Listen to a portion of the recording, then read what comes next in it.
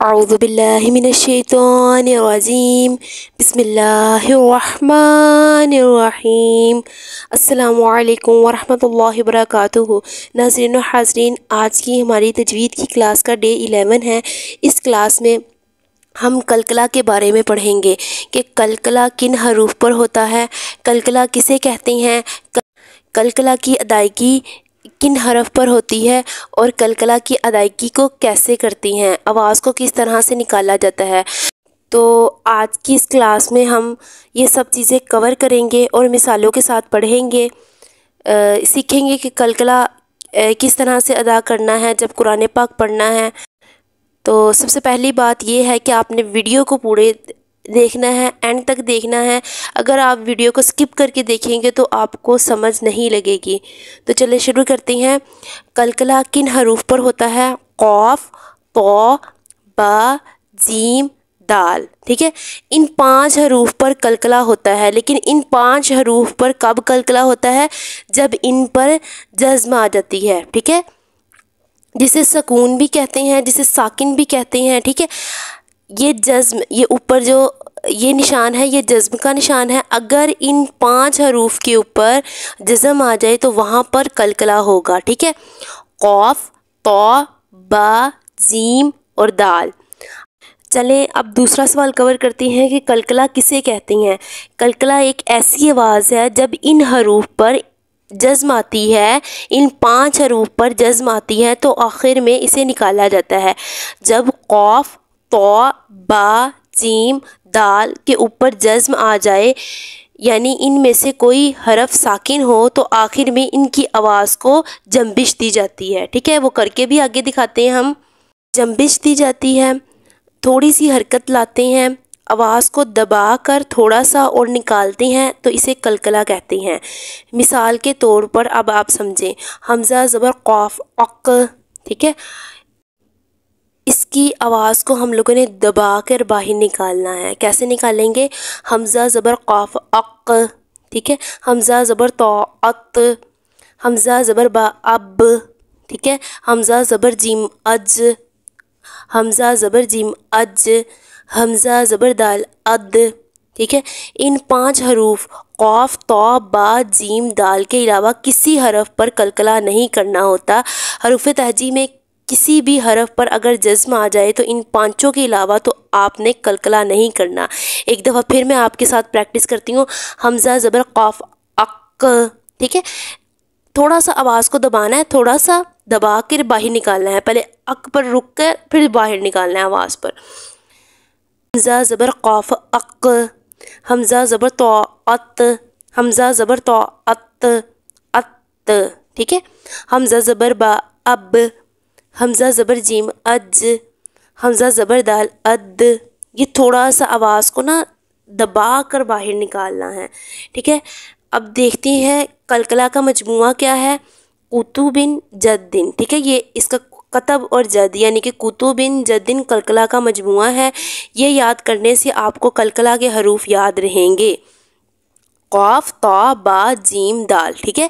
تو آپ نے پہلا سیکھا کہ قلقلہ کن حروف پر ہوتا ہے، دوسرا یہ سیکھا کہ قلقلہ کسے کہتے ہیں اور کس طرح سے آواز کو باہر نکالتے ہیں۔ قلقلہ میں آواز کو دبا کر باہر نکالتے ہیں حرف کو، جیسے حمزہ زبر قاف، اق۔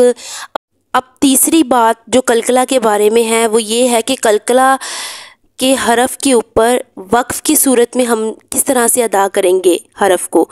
قلقلہ وقف کی صورت میں، اگر وقف کی صورت میں ان حروف پر جزم پڑھا جا رہا ہے تو تب بھی وہاں قلقلہ کیا جائے گا، ٹھیک ہے، تب بھی وہاں پر قلقلہ کیا جائے گا۔ اب آگے مثال کے ساتھ دیکھتے ہیں۔ یہ دیکھیے قل ہو اللہ احد کی مثال، ٹھیک ہے۔ میں پورا پہلے پڑھ کے پھر آپ کو ان میں جو قلقلہ ہوا ہے انہیں بتاؤں گی۔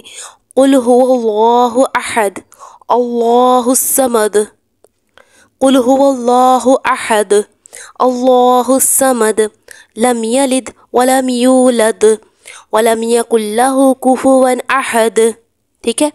یہاں آیت نمبر 1 میں احد، ٹھیک ہے، احد، دال کے اوپر جب ہم لوگ وقف کریں گے تو 2 پیش ہیں، اسے ساکن کر دیں گے دال کو، یعنی کہ دال کے اوپر جزم آ جائے گی جب ہم نے وقف کرنا ہے آیت ختم ہونے پر، تو احد، تو اگر یہ جن سے دو پیش ہیں یہ جزم کی صورت میں آ جائیں گے، تو یہاں پر بھی دال کے اوپر جزم آ جائے گا، تو کیسے پڑھیں گے؟ احد، ٹھیک ہے۔ آیت ختم ہو رہی ہے، اس پہ ہم لوگوں نے قلقلہ کرنا ہے۔ اگر قلقلہ کے حروف میں سے کوئی حروف آ گیا آیت ختم ہونے پر تو کیسے کرتے ہیں؟ احد، ٹھیک ہے۔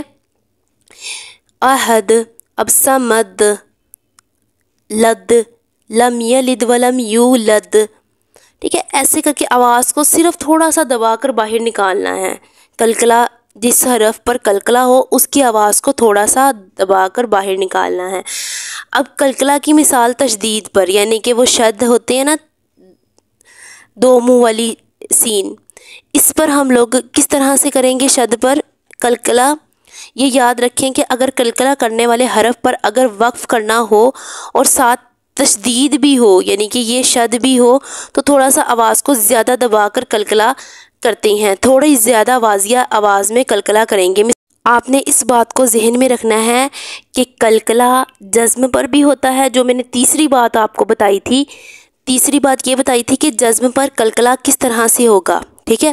اب چوتھی بات یہ بتانے لگی ہوں کہ ان پانچوں حروف میں سے اگر کسی حرف پر شد آ جائے یعنی تشدید آ جائے تو آواز کو تھوڑا سا زیادہ دبا کر قلقلہ کرتے ہیں، ٹھیک ہے، تھوڑی زیادہ واضح آواز کریں گے، ٹھیک ہے، آواز کے ساتھ قلقلہ کریں گے، جیسے تبت یدا ابی لہب وتب، ٹھیک ہے، تبت یدا، اب یہ والے با کے اوپر ہے، تا کے بعد جن سا با ہے نا اس کے اوپر شد ہے، تو ہم لوگ کیسے پڑھیں گے؟ تبت یدا، آواز کو دبا کر نکالنا ہے تھوڑا سا، تبت یدا ابی لہب وتب، ٹھیک ہے۔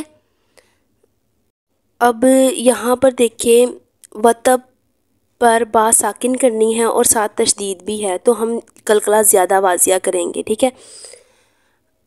مثال نمبر 2 میں دیکھیں، ما اغنی عنہ مالہ وما کسب، ٹھیک ہے، کسب، تھوڑا سا آواز کو بس دبانا ہے، جب جزم آ جائے ساکن آ جائے تو آواز کو تھوڑا سا دبا کر پڑھنا ہے، ٹھیک ہے، اتنا واضح نہیں کرنا لیکن تھوڑا سا دبانا ہے۔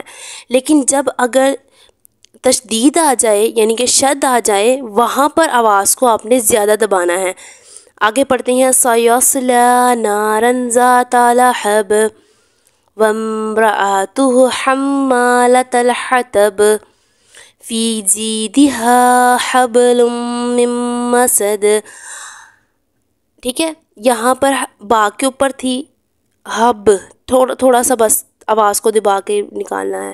اب آپ نے غور کرنا ہے، میں نے یہاں پر با پر تھوڑا سا آواز کو دبایا، ٹھیک ہے، لہب پر تھوڑا سا آواز کو دبایا کیونکہ آیت مکمل ہو رہی تھی نا، تو یہاں پر جزم لگا دیتے ہیں ہم لوگ، یہاں پر بھی، اور اس والے با پر بھی آیت مکمل ہو رہی تھی، یہاں پر بھی قلقلہ ہو رہا تھا، اس والے دال پر بھی قلقلہ ہو رہا تھا، ٹھیک ہے، تو یہاں پر ہم لوگ قلقلہ واضح کریں گے، ٹھیک ہے۔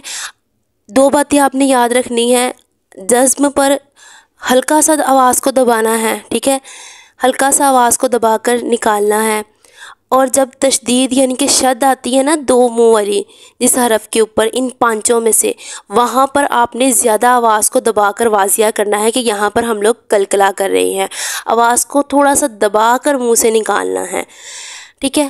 اب یہ والی 2 باتیں ہیں جو میں نے آپ کو بتا دی ہیں کہ ہر آیت کے آخر میں با حالت وقف میں ہے، یہاں قلقلہ ہوگا، پر یہاں با پر تشدید نہیں ہے تو قلقلہ کو بہت واضح کرنے کی ضرورت نہیں ہے۔